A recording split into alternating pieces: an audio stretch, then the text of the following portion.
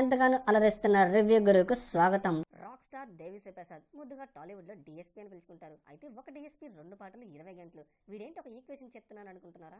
గతేడాది తెలుగులో నేను శైలజ, నాన్నకు ప్రేమతో, సర్దార్ గబ్బర్ సింగ్, జనతా గ్యారేజ్ లాంటి బ్లాక్ బస్టర్ హిట్ ఇచ్చాడు దేవి శ్రీ ప్రసాద్.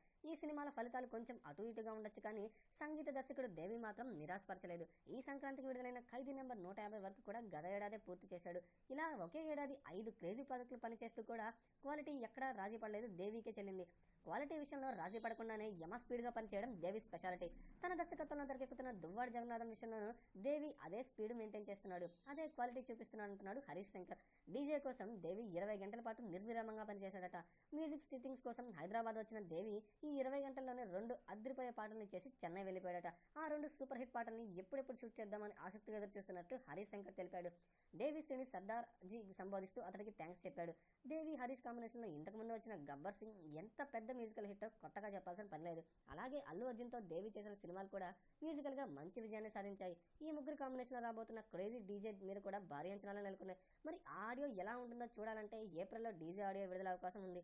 మహాశివరాత్రి సందర్భంగా ఈ నెలలోనే డీజే టీజర్ లాంచ్ అయినట్లు సమాచారం. ఏది ఏమైనా డీజే టీజర్తో అల్లు అర్జున్ ఫ్యాన్స్ ఖుషి చేసుకోవచ్చు. మరిన్ని ఆసక్తికర విషయాల కొరకు వెంటనే సబ్స్క్రైబ్ అవ్వండి. మీరు రివ్యూ గురు.